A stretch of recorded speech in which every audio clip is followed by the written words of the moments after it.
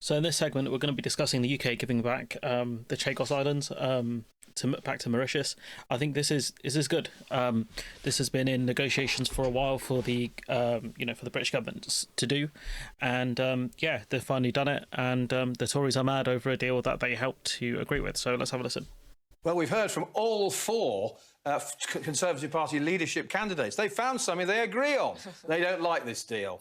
Nigel Farage has waded in. The former Defence Secretary, Grant Shapps, has waded in as well. And, of course, the Tories are presumably all thinking, oh, it is like the Falklands, giving up these islands here. Well, that is not true, not according to the Falkland Islands government. Now, what we've had from the four leadership candidates, I think I'm right in saying it was Robert Jenrick who kicked things off. He said it was surrender. James Cleverly said it was weak. Cleverly is ironic because he's the one that actually negotiated part of the deal when he was foreign minister. That's the same Mr Cleverly who 2 years ago, you mentioned this, started these negotiations. Then, of course, we heard from Mr Tugendhat, as we've heard in Matthew's report.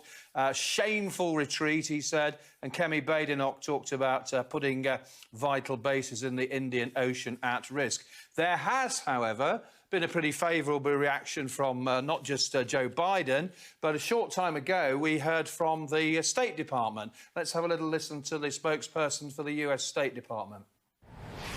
The United States welcomes today's historic agreement between the Republic of Mauritius and the United Kingdom on the status of the Chagos Archipelago. The United States has strongly supported negotiations every step of the way as the two countries have negotiated over the past 2 years. It's a win for diplomacy to see a successful outcome of this effort between two U.S. partners after more than a dozen rounds of talks. The agreement will secure the future of our joint U.S.-UK military facility on Diego Garcia, which plays a vital role in U.S. efforts to establish regional and global security, respond to crises. So this is it. This is one of the key bits of the deal. So the argument over security, like the UK, from what I've read, is still keeping the base there, and I think that's the key reason the Americans are supporting it, because ultimately that's one of the islands that they're going to try and use to contain any aggression from China and counter some of the most challenging security threats of our time. I guess that kind of challenges the argument that it's a big security risk, doesn't it, if, these states themselves are actually welcoming it? Yes, well, what President Biden said it was historic, as we just heard from the spokesman there. He said it ensures the effective operation of the joint facility on Diego Garcia into the next century. It's a 99-year deal. Now, David Lammy, the Foreign Secretary, gave three good reasons, he said, why it was a good deal. It'll strengthen our role in safeguarding global security, he said. It will shut down any possibility of the Indian Ocean being used as a dangerous illegal migration route to the UK, as well as guaranteeing our long-term relationship with Mauritius, he said, a close Commonwealth partner. So effectively what we've done is we've kept the military base there and given other bits of the island away back to the native people there. So ultimately it is a win for, I think, all parties involved here. And I think the Tory hypocrisy on this is crazy, given they're the ones that started the negotiations of this deal. Like you say, the Conservative leadership candidates are not happy, including James Cleverly, who says it's weak. Can you just talk to me about James Cleverly's involvement in this deal? He was, of course, open to the negotiations under Liz Truss. I guess those around him would argue, look, it was led by her. He didn't sign the deal, did he? But what was his attitude? You must have picked something up. Yes, absolutely. No, James Cleverly deserves some credit, actually, for starting these negotiations. Britain's legal position was under threat. We'd lost 2 law cases in the ICJ and the Law of the Sea Court, and our legal advisors were telling us our position was indeed very weak. That's why they started the negotiations, and he actually pursued them very enthusiastically. I think he's just trying to defend himself from attacks from the other leadership candidates in what he's saying on this. Unfortunately, when David Cameron came in, the trust with the Mauritian government was broken by what David Cameron did by sort of putting the negotiations on pause. And that's why when Keir Starmer came in, he met with the Mauritian Prime Minister and agreed that he would speed up these negotiations, conclude them quickly, and we have to conclude them before the Mauritian elections, which are imminent, because otherwise Mauritius goes into a couple of months of purdah and then the election campaign itself. I'm assuming that, the UK, knowing we would lose this court case, went into negotiations in order to keep the military base there at all costs. And, James Cleverly being an absolute clown here, saying weak, weak, weak. Labour lied to get into office. They said they'd be whiter than white.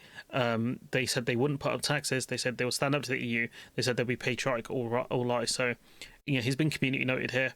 James Cleverly announced the opening negotiations with Mauritius to return the Chagos Islands whilst Foreign Secretary. At the time, he said he hoped the deal would be finalised by 2023. Obviously, it wasn't. We went into 24. So it really doesn't make sense. There's a bit more worth discussing here. The Conservative former minister, Robert Jenrick, says it's taken 3 months for Starmer to surrender Britain's strategic interests. His rival for the leadership of the Conservative Party, James Cleverly, posted on social media, weak, weak, weak. They said they'd stand up to the EU, said they'd be patriotic, all lies. Tom Tugendhat has described it as shameful. How do you respond to that?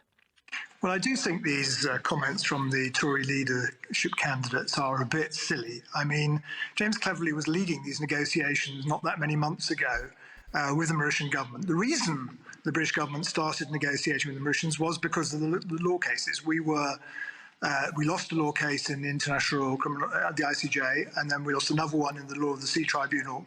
And legal advice was clear that we were not going to be able to sustain our position. So that previous government started a negotiation.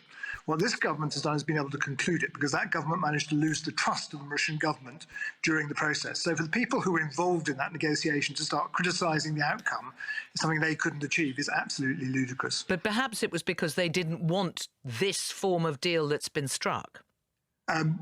No, it's not because of that. The negotiators who've been working on this are the same civil servants all the way through. So, it's kind of crazy the Tories have gone down this attack line, to be honest with you. I would have just stayed silent if I were them, because it's very easy to counter them, especially given 3 out of 4 of the Tory leadership candidates were ministers in around those times. So, the idea of collective responsibility exists. So if they had a big problem with this deal, they should have resigned. So they all make themselves look silly. The only one who really can try and attack this is Tom Tugendhat.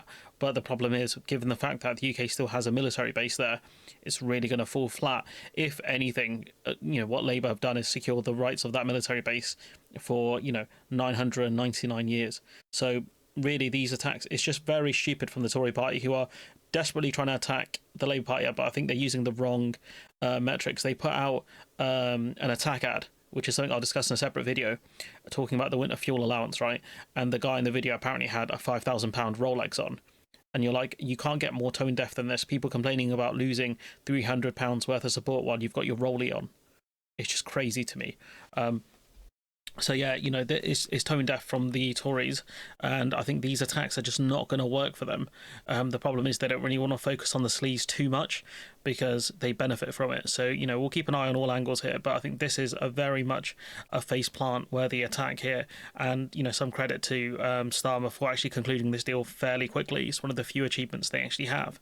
But anyways, I'm going to leave it there. Let me know what you think in the comments below. Like, comment, share, subscribe, support the channel on Patreon if you can, and hopefully I'll see you in the next one.